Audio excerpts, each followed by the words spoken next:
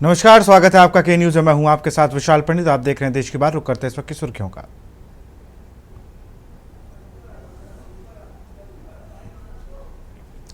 UP में आंधी बारिश से 24 की मौत, महिला की गर्दन कटी। राजस्थान में 48 डिग्री पार पहुंचा। पुंछ में तूफान से स्कूल ढहे, 31 राज्यों में अलर्ट। राजस्थान के बीकानेर में पीएम मोदी ने दी बड़ी सौगात, करणी माता मंदिर में की पूजा अर्चना। 2600 करोड़ की परियोजनाओं का लोकार्पण शिलान्यास किया। बीकानेर में पीएम मोदी की जनसभा, प्रधानमंत्री मोदी का पाकिस्तान पर तीखा हमला। पीएम मोदी ने कहा जो सिंदूर मिटाने निकले थे उन्हें मिट्टी में मिलाया। वक्फ कानून, सुप्रीम कोर्ट में आज लगातार तीसरे दिन सुनवाई। केंद्र ने दी दलील वक्फ चैरिटी है, यह इस्लाम में अनिवार्य हिस्सा नहीं। जासूसी मामले में ज्योति की रिमांड 4 दिन बढ़ी। फिल्मी स्टाइल में कोर्ट का मेन गेट बंद कर काले शीशों वाली गाड़ी में ले गई पुलिस। पंजाब हरियाणा हाईकोर्ट को बम से उड़ाने की धमकी, पुलिस की टीमें पहुंची, कोर्ट रूम खाली कराए गए। देख रहे हैं के न्यूज, खबरों का सारथी।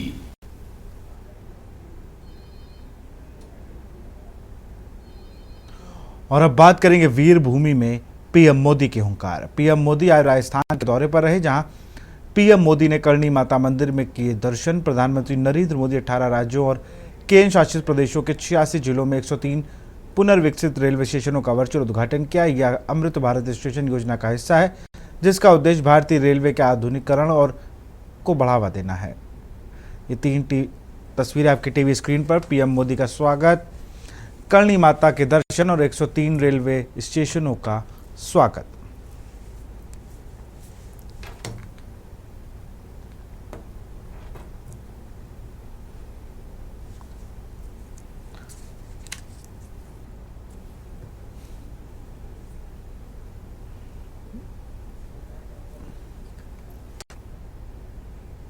बीकानेर की रैली में पीएम मोदी ने अपने भाषण के दौरान जैसे ही ऑपरेशन सिंदूर का जिक्र किया, एक बार फिर वहां मोदी मोदी के नारे लगना शुरू हो गए। पीएम मोदी ने अपने संबोधन में पाकिस्तान को चेतावनी देते हुए कहा कि अगर भविष्य में भारत पर किसी तरह का आतंकी हमला होता है तो उसकी कीमत न सिर्फ पाकिस्तान की सेना को बल्कि पाकिस्तान की अर्थव्यवस्था को भी चुकानी पड़ेगी। पीएम मोदी ने आगे कहा कि जो सिंदूर मिटाने निकले थे उन्हें मिट्टी में मिलाया गया। जो हिंदुस्तान का लहू बहाते थे आज कतरे कतरे का हिसाब चुकाया था। जो सोचते थे कि भारत चुप रहेगा, आज वो घरों में दुबक कर पड़े हैं।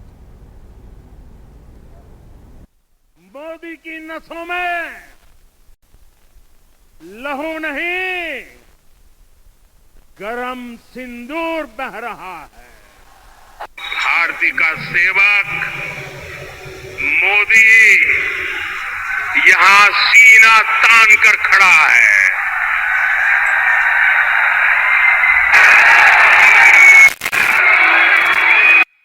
मोदी का दिमाग ठंडा है, ठंडा रहता है, लेकिन मोदी का लहू गर्म होता है। शुरू में मैंने कहा था, एयर स्ट्राइक के बाद मैं आया था, तब मैंने कहा था सौगंध मुझे इस मिट्टी की, मैं देश नहीं मिटने दूंगा, मैं देश नहीं झुकने दूंगा। आज मैं राजस्थान की धरती से देशवासियों से बड़ी नम्रता के साथ कहना चाहता हूं, मैं देश के कोने कोने में जो तिरंगा यात्राओं का हुजूम चल रहा है,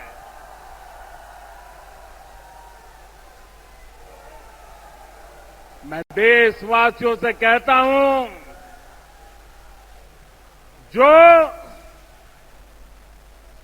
जो सिंदूर मिटाने निकले थे, जो सिंदूर मिटाने निकले थे, उन्हें मिट्टी में मिलाया है।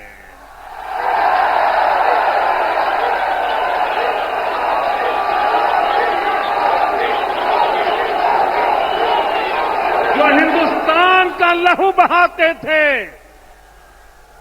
जो हिंदुस्तान का लहू बहाते थे, आज कतरे कतरे का हिसाब चुकाया है। जो सोचते थे जो सोचते थे भारत चुप रहेगा, आज वो घरों में डूब डूब के पड़े हैं।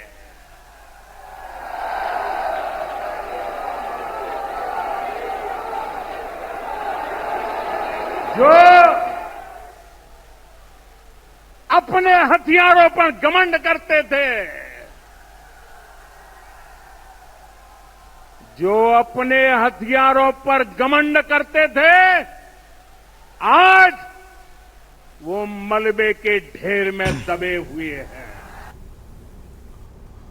और अब प्रधानमंत्री की बड़ी बातें आपको ग्राफिक्स के जरिए बताते हैं।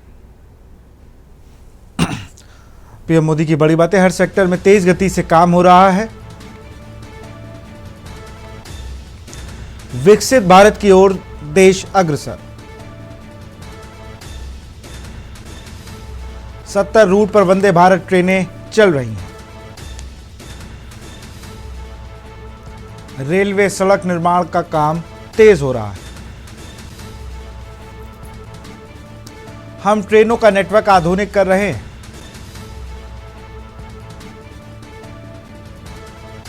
भारत की गति देख दुनिया हैरान। बुलेट ट्रेन प्रोजेक्ट पर तेजी से काम हो रहा है।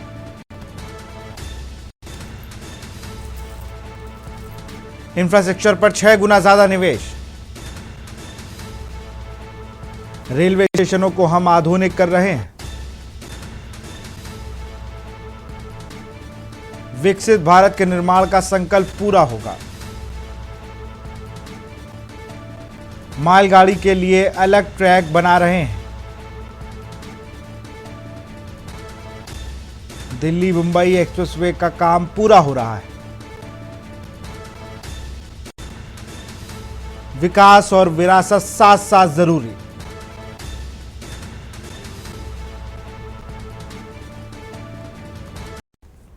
और अब ऑपरेशन सिंदूर पर पीएम मोदी की बड़ी बातें आपको ग्राफिक्स के जरिए बताते हैं। पीएम मोदी ने कहा कि जो सिंदूर मिटाने निकले थे उन्हें मिट्टी में मिला दिया गया। 22 मिनट में 22 अप्रैल को का बदला, 9 आतंकी ठिकाने तबाह। भारत अब सिर्फ रणनीति नहीं रणनीतिक प्रहार करेगा। दिमाग ठंडा है लेकिन लहू गर्म है, ये नया भारत है। पाकिस्तान से अब नो टॉक नो ट्रेड। सेना को खुली छूट, तीनों सेनाओं ने चक्रव्यूह रचकर किया प्रहार। भारत अब एटम बम की धमकी से डरता नहीं। मेरे शरीर में लहू नहीं, गर्म सिंदूर बह रहा है। धर्म पूछ के मारा, निर्दोषों का हिसाब लिया गया। अब बात पीओके की होगी, पाकिस्तान को पानी नहीं मिलेगा। खून से खेलना पाकिस्तान को महंगा पड़ा, भारत का करारा जवाब। बीकानेर से पीएम की हुंकार, आतंक के हर सरपरस्त को चेतावनी।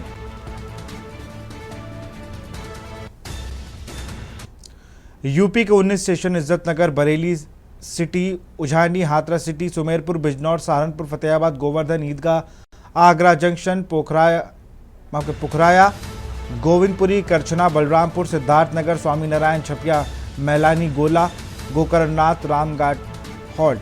ये इस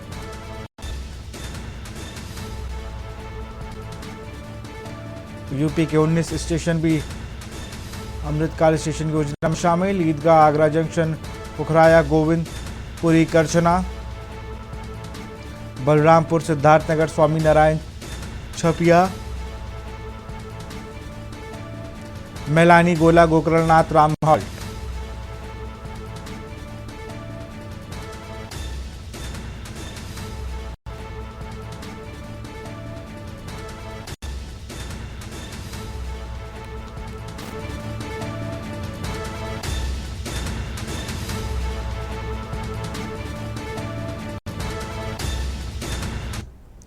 और अब बात करेंगे आंधी बारिश और तबाही। खबर कासगंज से है, जहां बीती रात आए तेज आंधी और तूफान ने भारी तबाही मचाई है।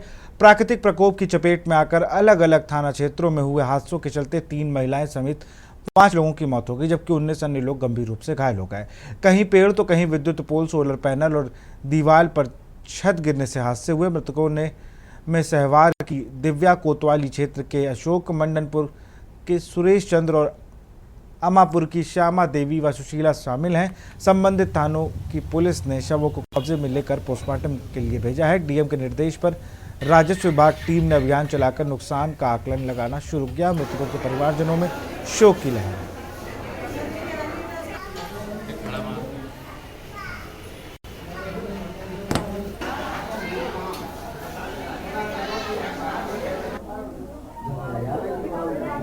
जनपद कासगंज में बीती रात आंधी तूफान का कहर देखने को मिला है। इस आंधी तूफान के चलते जनपद कासगंज में कहीं पेड़ गिरे हैं, कहीं दीवारें गिरी हैं, कहीं साइन बोर्ड जमीन पर गिर गए हैं। वहीं इस आंधी तूफान के चलते 3 महिलाओं सहित 5 लोगों की मौत हुई है और 19 लोग गंभीर रूप से घायल हुए हैं। वहीं मौके पर पहुंची पुलिस ने 5 शवों को कब्जों में लेकर पोस्टमार्टम के लिए भेज दिया है। वहीं घायलों को जिला अस्पताल में भर्ती कराया गया, जहाँ से रेफर कर दिया गया है। साथ ही इस आंधी तूफान के हुए नुकसान से जो नुकसान हुआ है उसका राजस्व की टीम आकलन करने में जुटी हुई है। कासगंज से के न्यूज़ इंडिया के लिए प्रशांत सोनी।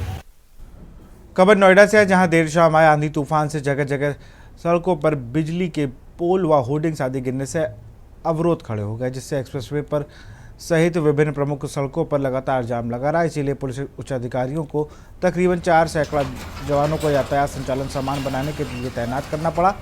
एक्सप्रेसवे पर हाई टेंशन विद्युत लाइन का पोल गिर गया, इससे वाहनों की कतार लगना शुरू हो गई। देखते ही देखते दूर तक जाम में फंसी गाड़ियां खड़ी दिखाई देने लगी। एक्सप्रेसवे पर सफर बाधित होने की खबर पाते ही अधिकारियों ने अवरोध हटाने का प्रयास शुरू कराया।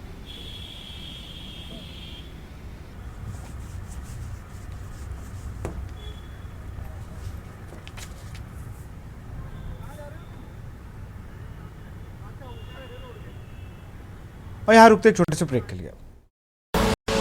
आप देख रहे हैं के न्यूज, खबरों का। ब्रेक के बाद आपका स्वागत है। खबर ग्रेटर नोएडा से है, जहां झारचा थाना क्षेत्र स्थित एनटीपीसी टाउनशिप में बीती देर रात शाम तेज आंधी तूफान ने 48 वर्षीय रामकिशन की सांसें थाम दी। हादसे के दौरान वह रोज की तरह घर से वॉक पर निकला था। इसी बीच अचानक तेज तूफान की चपेट में आकर एक विशाल पेड़ धराशायी हो गया, जिसकी चपेट में आकर रामकिशन की मौके पर ही मौत हो गई। बताया गया कि मृतक एनटीपीसी टाउनशिप स्थित डीएवी स्कूल में शिक्षक पद पर कार्यरत था।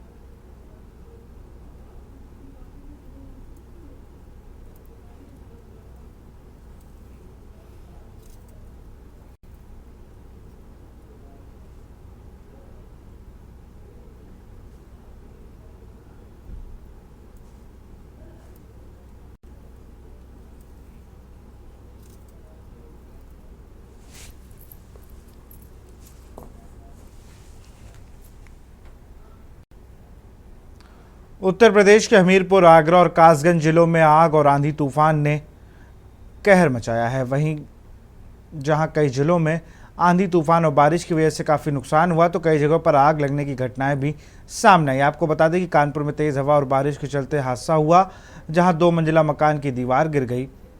मलबे में दबने से बच्चों समेत 3 लोग घायल हो गए। वहीं हमीरपुर जिले में एक गौवंश झुलस गया, जबकि पूरे इलाके में अफरा तफरी मच गई। वहीं आगरा के इरादत नगर में तेज़ आंधी से लगी आग में दर्जनों बकरियां और एक भैंस जलकर खाक हो गई। कासगंज के लहरा गांव में भी आंधी के साथ साथ चूल्हे से निकली चिंगारी ने कई झोपड़ियों को जलाकर राख कर दिया। फायर ब्रिगेड और ग्रामीणों की मशक्कत के बाद आग पर काबू पाया गया, लेकिन तब तक भारी नुकसान हो चुका था।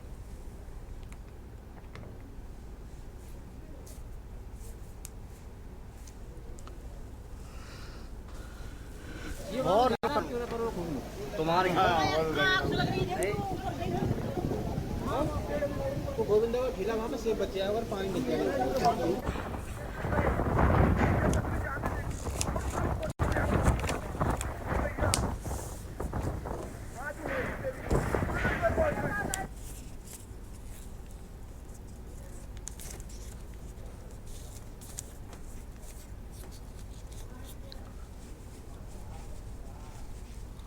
आंधी तूफान से आग, तूफान में गिरे पेड़ खंभे, आंधी तूफान और बारिश। 3 तस्वीरें आपकी टीवी स्क्रीन पर। बुधवार देर रात आई तेज बारिश और आंधी।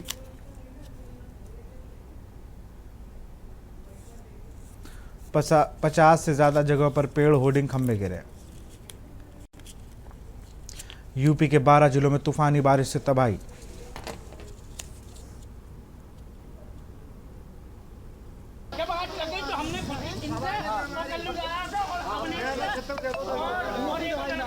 बढ़ सकता ना, बुरो आग बढ़न में जाएगी बोल हमको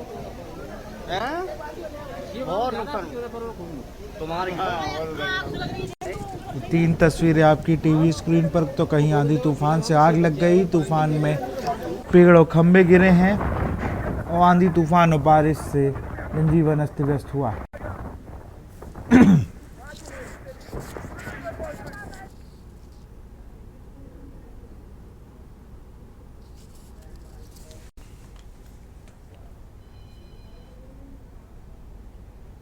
बुलंदशहर, मथुरा, गाजियाबाद, नोएडा, आगरा और कानपुर में कल देर रात मौसम ने अचानक करवट ले ली, जिसके चलते कई जगहों पर पेड़ गिर गए तो कई जगहों पर बिजली के खंभे गिर गए। वहीं कई जगहों पर पेड़ गिरने से लोगों के दबे और चोटिल होने की खबर सामने आई है।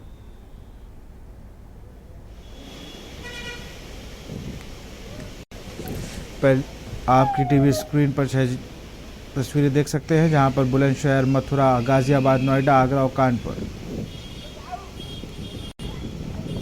बुधवार रात तेज आंधी से जनजीवन अस्त व्यस्त हो गया।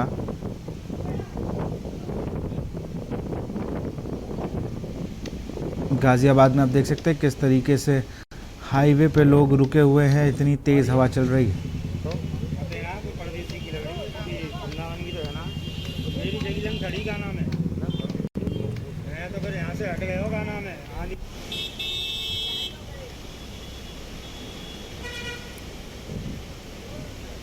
यूपी के 12 जिलों में तूफानी बारिश से तबाही, 34 की मौत।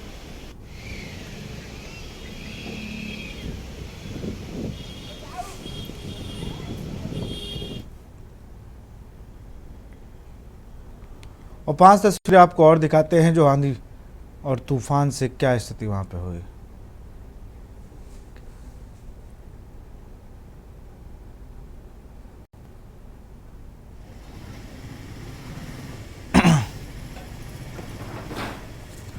कानपुर, मेरठ, बुलंदशहर, फर्रुखाबाद और आगरा की तस्वीरें आप देख रहे हैं।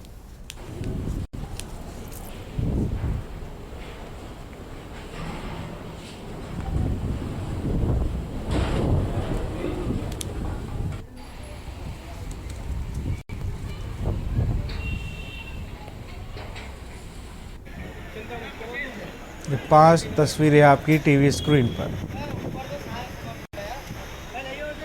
क्या बात है गई कैसे?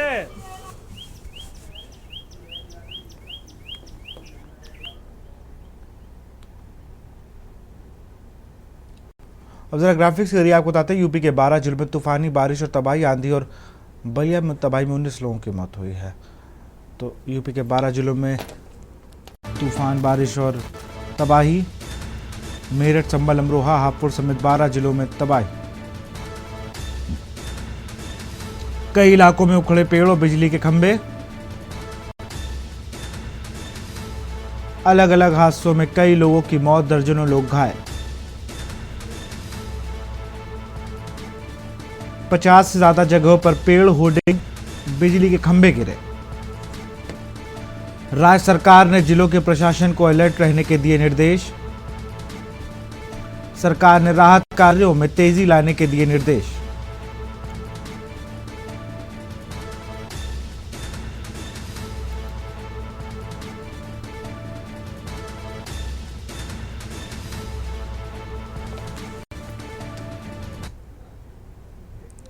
यूपी के 46 जिलों में बिजली गिरने और बारिश का अलर्ट। प्रयागराज, प्रतापगढ़, सोनभद्र, मिर्जापुर, चंदौली, वाराणसी, संत रविदास नगर, जौनपुर, गाजीपुर, आजमगढ़, मऊ, बलिया, देवरिया, गोरखपुर, संत कबीरनगर, बस्ती, कुशीनगर, महाराजगंज, सिद्धार्थनगर, गोंडा, बलरामपुर, श्रावस्ती, बहराइच, लखीमपुर खीरी, सीतापुर, हरदोई, लखनऊ, बाराबंकी, अमेठी, सुल्तानपुर, अयोध्या, अम्बेडकर नगर, बागपत, गाजियाबाद, गौतम बुद्ध नगर, अलीगढ़, मथुरा, आगरा, रामपुर, बरेली, पीलीभीत, शाहजहांपुर में मौसम विभाग ने बिजली गिरने के साथ तेज बारिश का अलर्ट किया।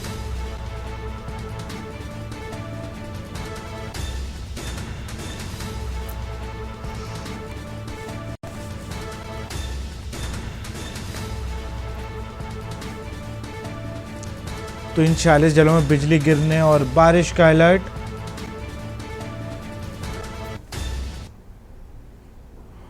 और यहां रुकते एक छोटे से ब्रेक के लिए।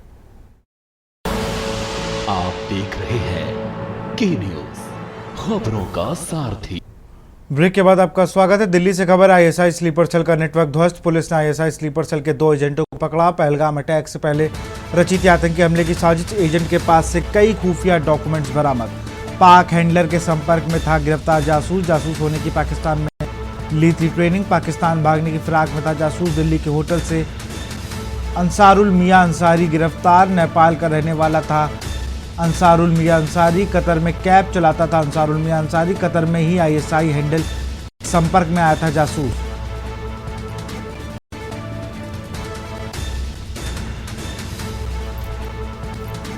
जासूस होने की पाकिस्तान में ली थी ट्रेनिंग। पाकिस्तान भागने की फिराक में था जासूस। दिल्ली के होटल से अंसारुल मियां अंसारी गिरफ्तार। नेपाल का रहने वाला था अंसारुल मियां अंसारी। कतर में कैब चलाता था अंसारुल मियां अंसारी। कतर में ही रहकर आईएसआई हैंडल से ली थी ट्रेनिंग। आईएसआई ने गोपनीय दस्तावेज की सीडी भेजने को कहा।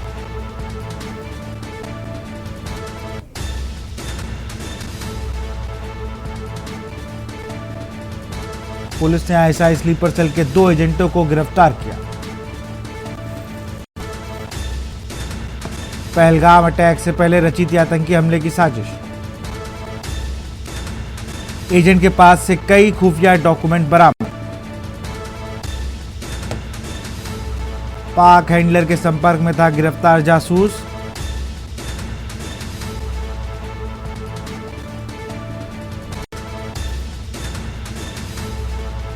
और इसी खबर पर अधिक जानकारी के साथ विशेष संवाददाता अखिलेश सिंह हमारे साथ दिल्ली जुड़ चुके हैं। अखिलेश, अगर बात किया है तो पुलिस ने आईएसआई स्लीपर सेल्स का नेटवर्क ध्वस्त किया है।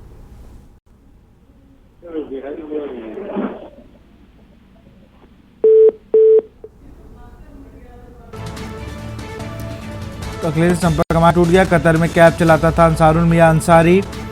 कतर में ही आईएसआई हैंडल के संपर्क में आया था जासूस।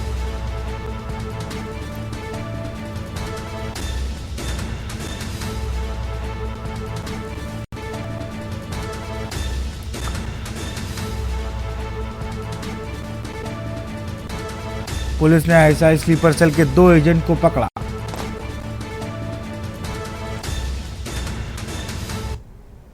चंडीगढ़ से खबर है। बम की धमकी के बाद हाईकोर्ट कराया गया खाली। पंजाब और हरियाणा हाईकोर्ट कराया गया खाली। चंडीगढ़ के एलांता मॉल को भी उड़ाने की धमकी। धमकी के बाद खाली कराया गया एलांता मॉल।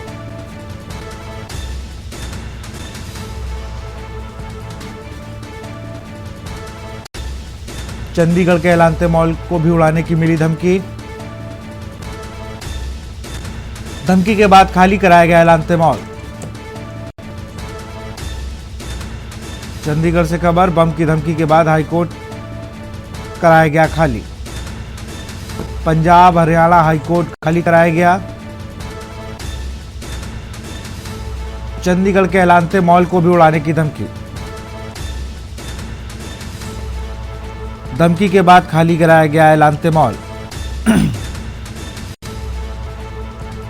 चंडीगढ़ से खबर। बम की धमकी के बाद हाईकोर्ट कराया गया खाली। पंजाब हरियाणा हाईकोर्ट कराया गया खाली।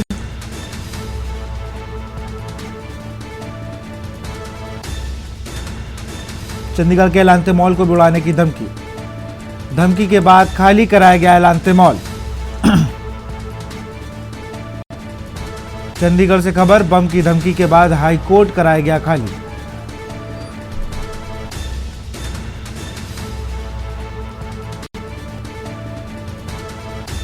चंडीगढ़ के एलांते मॉल को भी उड़ाने की धमकी।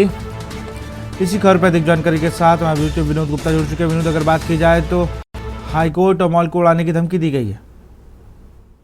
बिल्कुल, देखिए जिस तरह से एक मेल आती है पुलिस के पास और उसमें एलांते मॉल हो और पंजाब हरियाणा हाईकोर्ट हो, उनको बम से उड़ाने की धमकी दी जाती है।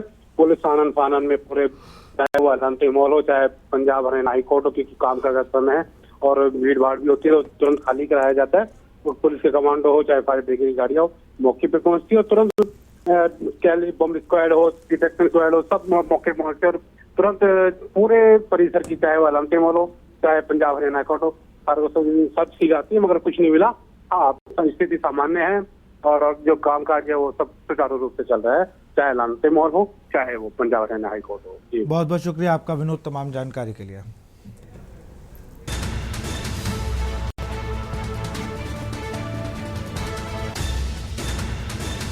चंडीगढ़ से खबर, बम की धमकी के बाद हाईकोर्ट कराया गया खाली। पंजाब हरियाणा हाईकोर्ट खाली कराया गया।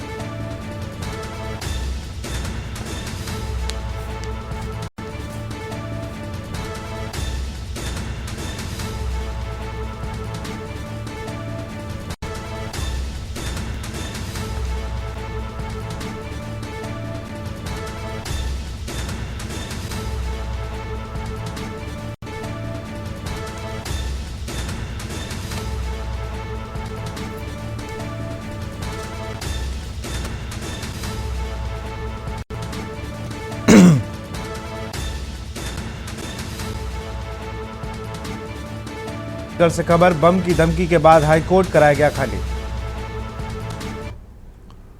चंडीगढ़ से खबर, मुख्यमंत्री नायब सिंह सैनी का दिल्ली दौरा, अगले 4 दिन तक दिल्ली में रहेंगे मुख्यमंत्री। दिल्ली में आयोजित कार्यक्रमों में करेंगे शिरकत। अग्र समाज स्थापना दिवस कार्यक्रम में होंगे शामिल। 24 मई को नीति आयोग के गवर्निंग काउंसिल की बैठक में मुख्यमंत्री नायब सिंह सैनी होंगे शामिल। दिल्ली में आयोजित कार्यक्रमों में करेंगे शिरकत।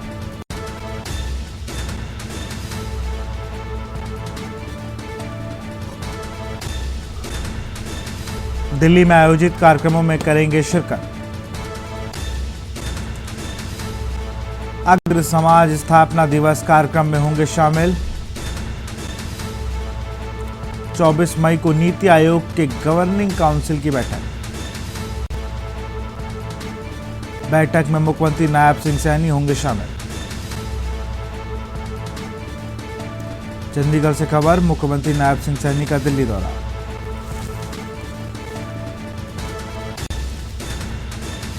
अगले 4 दिन तक दिल्ली में रहेंगे सीएम नायब सिंह सैनी। दिल्ली में आयोजित कार्यक्रमों में करेंगे शिरकत। अग्र समाज स्थापना दिवस कार्यक्रम में होंगे शामिल। दिल्ली में आयोजित कार्यक्रम में करेंगे शिरकत। अग्र समाज स्थापना दिवस कार्यक्रम में होंगे शामिल। और इसी खबर पर अधिक जानकारी के साथ हमारे संवाददाता विनोद गुप्ता जुड़ चुके हैं। विनोद, अगर बात की जाए तो 4 दिन दिल्ली प्रवास पर रहेंगे हरियाणा के सीएम नायब सिंह सैनी।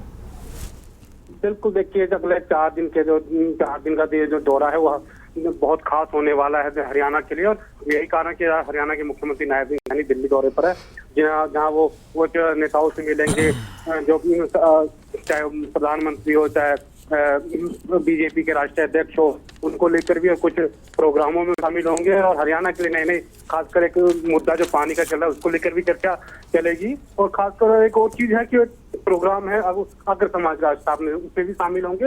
और कई ऐसी गवर्निंग बॉडी चाहे वो नीति आयोग की हो, उसमें भी वो हिस्सा लेने वाले हैं। जी बिल्कुल, बहुत बहुत शुक्रिया आपका तमाम जानकारी के लिए।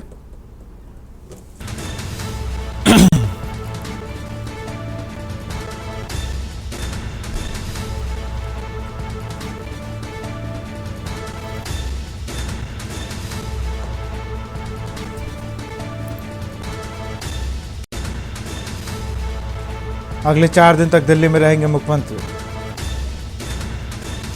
दिल्ली में आयोजित कार्यक्रमों में करेंगे शिरकत। अग्र समाज स्थापना दिवस कार्यक्रम में होंगे शामिल।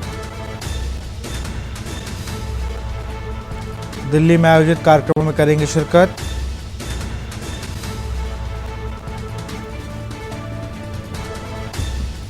अग्र समाज स्थापना दिवस कार्यक्रम में होंगे शामिल। 24 मई को नीति आयोग के गवर्निंग काउंसिल की बैठक।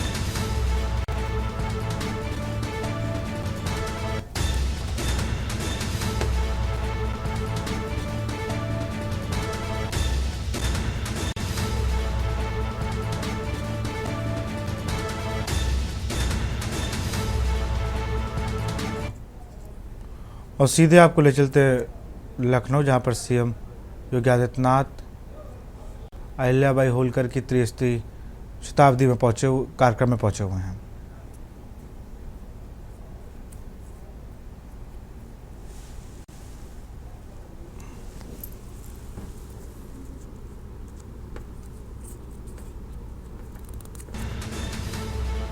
सीएम योगी आदित्यनाथ लखनऊ से आप देख रहे हैं।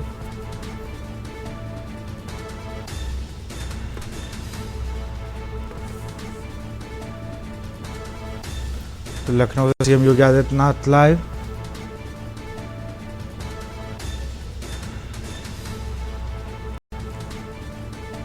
रानी अहिल्याबाई होलकर जन्म प्रतिशताब्दी वर्ष स्मृति अभियान 2025 कार्यक्रम में सम्मिलित होने आए हैं सीएम योगी आदित्यनाथ। उनके साथ डिप्टी सीएम ब्रजेश पाठक, केशव प्रसाद मौर्य भी मौजूद हैं और बीजेपी प्रदेश अध्यक्ष भूपेंद्र चौधरी भी मंच पर मौजूद हैं। सदस्य और प्रदेश मंत्री श्री शंकर गिरी जी और श्री शंकर लाल लोधी जी से आग्रह करता हूं कि आएं और आज के कार्यक्रम के मुख्य अतिथि माननीय मुख्यमंत्री आदरणीय योगी आदित्यनाथ जी का पुष्पगुच्छ देकर स्वागत करें। आदरणीय शंकर गिरी जी और शंकर लोधी। इसी क्रम में हमारे इस प्रदेश टोली जो बनी है उस टोली के सदस्य एमएलसी श्रीमान उमेश द्विवेदी जी,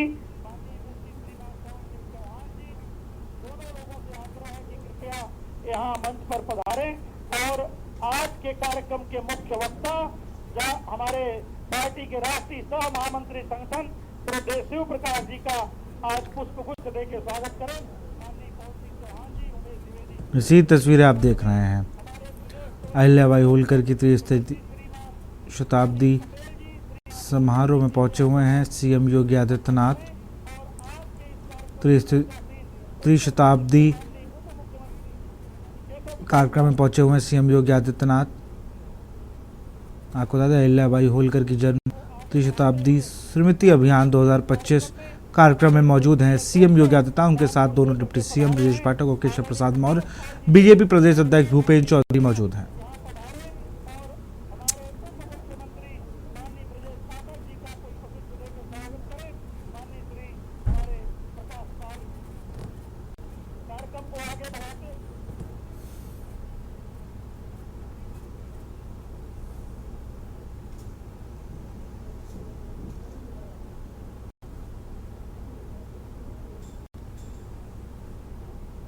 अहिल्याबाई होलकर की जन्म त्रिशताब्दी स्मृति अभियान में पहुंचे हुए हैं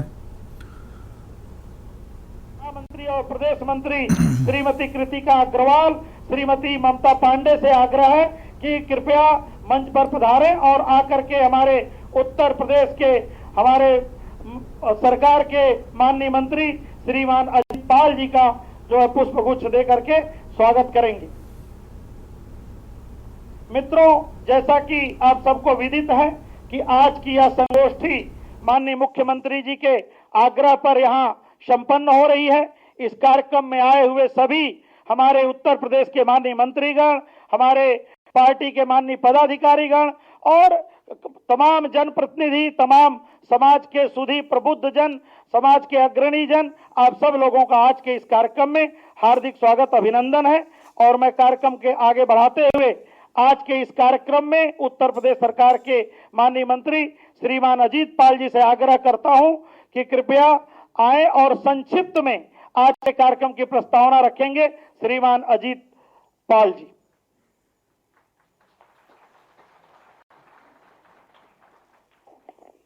धन्यवाद।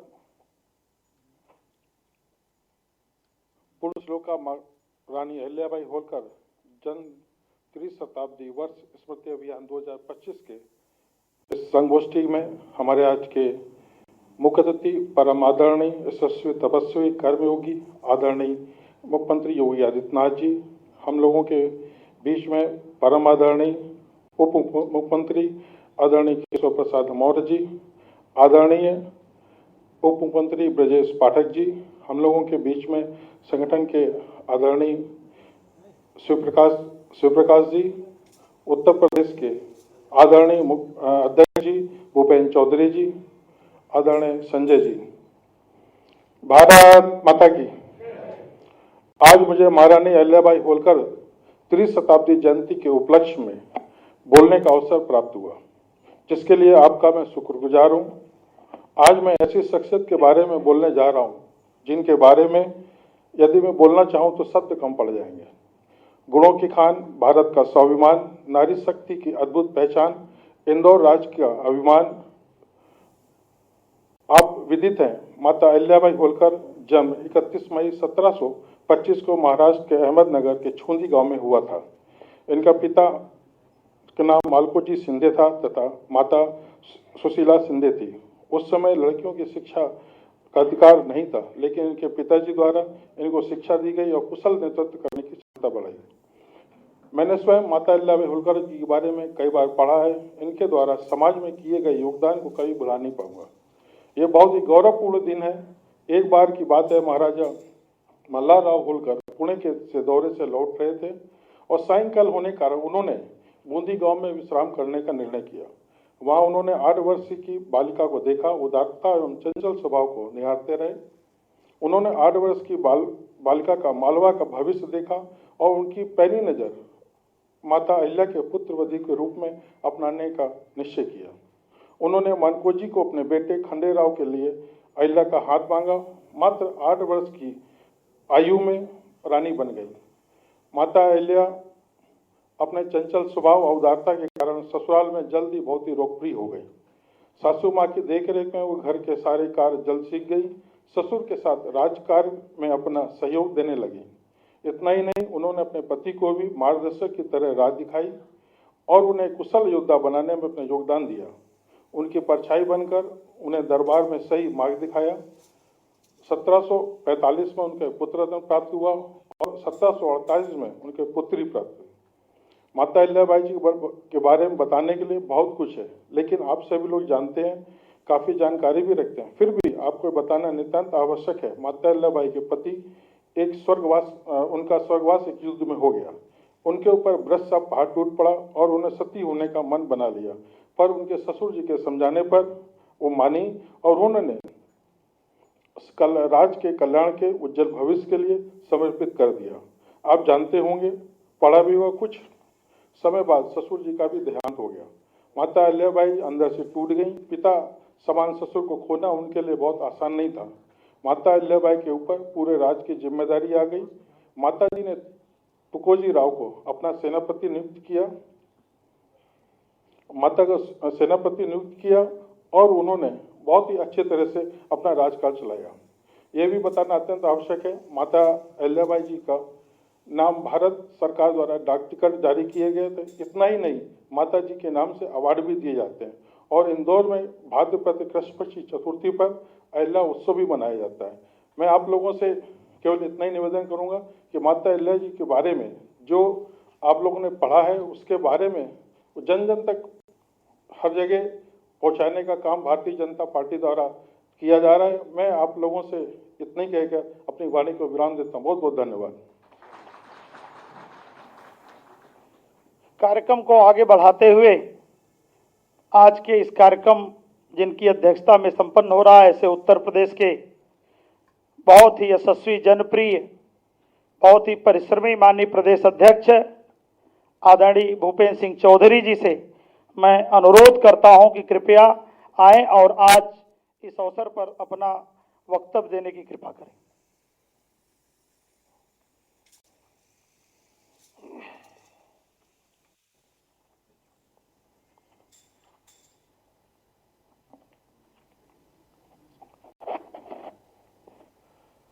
महारानी अहिल्याबाई होलकर 30 शताब्दी वर्ष अभियान 2025 की इस गोष्ठी में के मुख्य अतिथि हमारे यशस्वी माननीय मुख्यमंत्री आदरणीय योगी आदित्यनाथ जी, भारतीय जनता पार्टी के राष्ट्रीय महामंत्री सह संगठन मंत्री आदरणीय शिव प्रकाश जी, उत्तर प्रदेश के यशस्वी उप मुख्यमंत्री आदरणीय केशव मौर्य जी, आदरणीय ब्रजेश पाठक जी, इस अभियान समिति के संयोजक और कार्यक्रम का संचालन कर रहे आदरणीय संजय राय जी, उनकी समिति के सभी मान्य सदस्य, उत्तर प्रदेश मंत्रिमंडल के सभी मान्य सदस्यगण, हमारी पार्टी के वरिष्ठ पदाधिकारी और समाज के सभी प्रबुद्ध जन भाइयों बहनों, पत्रकार मित्रों, आप सब लोग जानते हैं कि महारानी अहिल्याबाई होलकर जी का जन्म 31 मई 1725 को हुआ था और भारतीय इतिहास की वो एक महान शासिका थी जिन्होंने इंदौर की देवी के रूप में, जिन्हें हम लोग सम्मानित करते हैं। महारानी अहिल्याबाई होलकर जी का जन्म महाराष्ट्र के चौंडी गांव में हुआ था और उनका विवाह इंदौर राज्य के संस्थापक महाराज मल्हार राव होलकर के पुत्र खांडराव जी के साथ हुआ था। पति की मृत्यु के बाद 1767 में उन्होंने राज्य की बागडोर संभाली और 28 वर्षों तक अपने राज्य का कुशल उन्होंने संचालन किया और इस राज्य का संचालन करते वक्त उन्होंने जो जिस प्रकार से प्रशासनिक अपनी क्षमता का परिचय दिया और धार्मिक सहिष्णुता का परिचय देते हुए उन्होंने हमारे जो मठ मंदिरों के जीर्णोद्धार कराने का काम किया, उसमें काशी, गया, सोमनाथ, अयोध्या, मथुरा, हरिद्वार, द्वारिका, बद्रीनारायण, रामेश्वर, जगन्नाथपुरी जैसे हमारे तीर्थ स्थलों पर मंदिरों का निर्माण और धर्मशाला और घाटों का निर्माण कराया। काशी विश्वनाथ मंदिर का पुनर्निर्माण कर भी उनकी एक बड़ी उपलब्धि है। इसके साथ साथ उन्होंने बड़े स्तर पर अपने राज्य में प्रशासनिक सुधार लागू किए और उन्होंने पारदर्शी एक राजस्व की व्यवस्था स्थापित की और बगैर कोई टैक्स बढ़ाए उन्होंने अपना जो उनका राजस्व प्रतिवर्ष राज्य का 75 लाख आता था वो उसे उन्होंने 1 करोड़ से अधिक पहुंचाने का काम किया। राज्य को मजबूत बनाने के लिए उन्होंने राजदूतों की नियुक्ति की और निश्चित रूप से उनके इस काम के प्रभाव का समाज में अनेकों बार प्रदर्शन भी होता है। सामाजिक कल्याण के लिए अहिल्याबाई ने विधवा महिलाओं की संपत्ति को अधिकार और गोद लेने की अनुमति दी, जिससे समाज में समानता और न्याय की भावना को बढ़ावा मिला। इसके साथ सांस्कृतिक और धार्मिक क्षेत्र में उनका बहुत बड़ा योगदान था। अहिल्याबाई जी शिव भक्त थी और रियासत के हर आदेश पर हजूर शंकर जी का नाम लिखा जाता था। उन्होंने महेश्वर में महिला महल का निर्माण कराया और 18वीं सदी में एक बेहतरीन और आलीशान आज उस महल को हम लोग देखते हैं। महेश्वर की टेक्सटाइल इंडस्ट्री का केंद्र बनाने में उन्होंने महत्वपूर्ण भूमिका निभाई। 13 अगस्त 1795 में उनका निधन हुआ।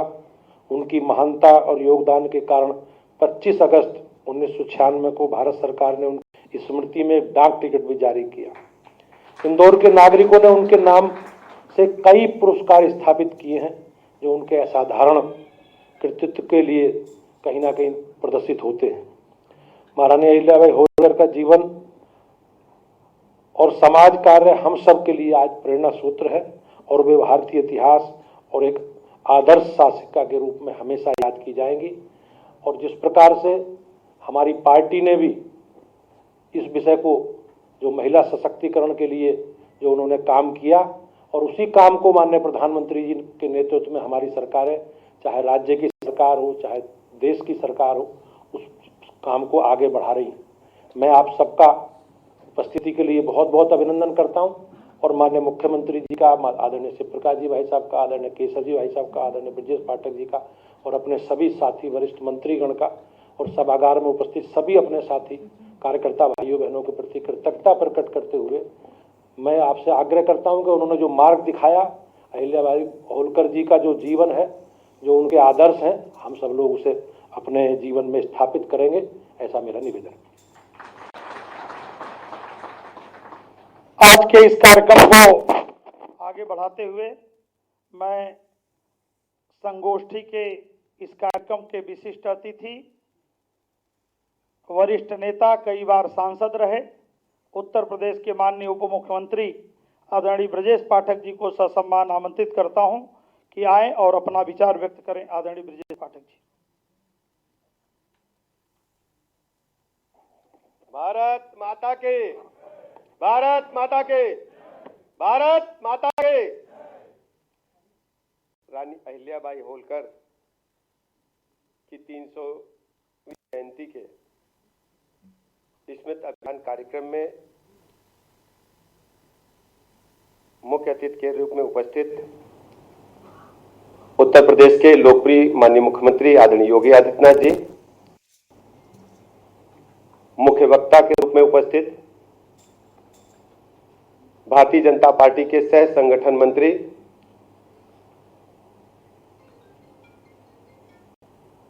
वर्षों तक उत्तर प्रदेश को संगठन की नींव को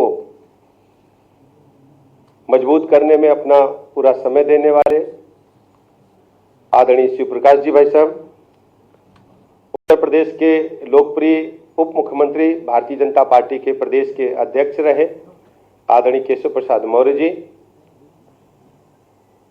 भारतीय जनता पार्टी के प्रदेश के अध्यक्ष जिनकी अध्यक्षता में यह कार्यक्रम संपन्न हो रहा है आदरणीय भूपेंद्र सिंह चौधरी जी, और इस व्यवस्था के मुख्य कर्ता धर्ता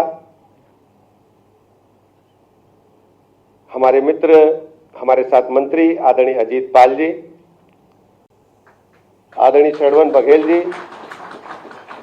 मैं इसलिए कह रहा हूं बघेल जी, अजीत पाल जी और आप सबने पूरे संगठन को नीचे तक पहुंचा करके जिन लोगों को जोड़ा है वो बहुत ही अच्छा काम आप सबने किया है। और आदरणीय डॉक्टर संजय राय जी, संजय राय जी पूरी तन्मयता के साथ इस कार्यक्रमों को सफल बनाने में लगे हुए हैं। मैं सभी इनके सहयोगियों की टीम, जो माननीय सदस्य विधान परिषद गण हैं, जो टीम में हमारी बहनें काम कर रही हैं, सभी का हृदय से आभार प्रकट करता हूं। विशेष आभार प्रकट करता हूं आदरणीय सुप्रकाश जी भाई साहब का, जो दिल्ली से आकर के हम सबको अपना मार्गदर्शन देने के लिए आए हैं। रानी अहिल्याबाई होलकर की 300वीं जयंती को धूमधाम से मनाने के लिए भारतीय जनता पार्टी ने अभियान में लेकर के इसलिए आगे बढ़ाने का काम किया। 2014 के बाद से आदरणीय प्रधानमंत्री नरेंद्र मोदी जी ने जब देश की कमान संभाली तो उन्होंने तय किया कि महिलाओं को बराबरी का हक देते हुए उन्हें हर मोर्चे पर, जीवन के हर पहलू में उन्हें आगे बढ़ाना होगा। आप देखते होंगे, चाहे मिशन शक्ति योजना हो, चाहे महिलाओं को संवैधानिक संशोधन करके उनको संसद और विधानसभाओं में आरक्षण देने का मामला हो, या हर विभाग में उनका समायोजन हो, हर स्थिति में महिलाओं को सम्मान देते हुए उन्हें बराबरी का हक देने का काम किया है। लगातार आजादी के बाद जो दूसरे दल रहे, पूज्य अटल बिहारी वाजपेयी जी की सरकार के कार्यकाल को यदि हम छोड़ दें तो बाकी के सारे कार्यकाल केवल परिवार और व्यक्ति विशेष तक सीमित रहे, आधी आबादी को उनका हक नहीं दिला पाए थे। रानी अहिल्याबाई होलकर हम सबके बीच में एक ऐसे पुरोधा के रूप में उन्होंने जन्म लिया। महाराष्ट्र से निकल करके उन्होंने मालवांचल, इंदौर में शासन तो किया, लेकिन उनका शासन केवल मालवांचल तक सीमित नहीं था। उन्होंने पूरे देश के अंदर हमारी जो संस्कृति है, हमारी जो सनातन संस्कृति, हमारी जो विचारधारा है, उसको मजबूत करने के लिए मुगल काल में जितने भी मंदिरों पर आक्रमण हुए थे, कश्मीर से कन्याकुमारी तक सबको सुदृढ़, व्यवस्थित और बेहतर ढंग से दोबारा सौंदर्यीकरण कराते हुए बनाने का काम किया। जो काशी के वर्तमान मंदिर का स्वरूप हम देख रहे हैं, जो काशी बाबा विश्वनाथ में हम जाते हैं, कॉरिडोर 300 साल के बाद माननीय मोदी जी के मार्गदर्शन में बना, और जो मंदिर का मूल स्वरूप है वो रानी अहिल्याबाई होलकर ने ही इस स्वरूप में स्थापित करने का काम किया। और रानी अहिल्याबाई होलकर का जो राज्य का स्थान था, जहां राज्य की जो सीमाएं थी वो मालवांचल तक थी, इंदौर तक थी, लेकिन सोचिए काशी से चलकर के पश्चिम बंगाल तक सीधा उस समय का पक्का मार्ग बनवाने का काम उन्होंने किया था। अब उनके अगर इतिहास पर नजर डालेंगे तो कश्मीर से कन्याकुमारी तक, चाहे अयोध्या का राम मंदिर का बेहतर बनाना हो, वृंदावन मथुरा के बारे में भी उल्लेख मिलता है कि मथुरा में भी उन्होंने मंदिर का बेहतर निर्माण कराने का काम किया था।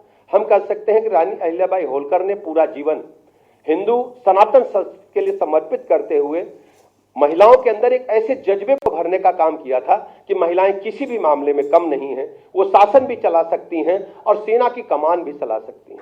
दुश्मन राज्यों ने जब हमला करने का मन में विचार बनाया तो उनको भी मुंहतोड़ जवाब देने का काम किया। जब उन्होंने मालवांचल की कमान अपने हाथ में ली तो सेना के पास सिर्फ 3 बंदूकें थीं। 3 बंदूकों को बढ़ा करके उन्होंने 500 से अधिक सैनिकों को अपने यहां भर्ती किया और महिलाओं के अलग से टुकड़ी बना करके दुश्मन देश को, दुश्मन राज्य को मुंहतोड़ जवाब देते हुए उनको पीछे धकेलने का काम किया।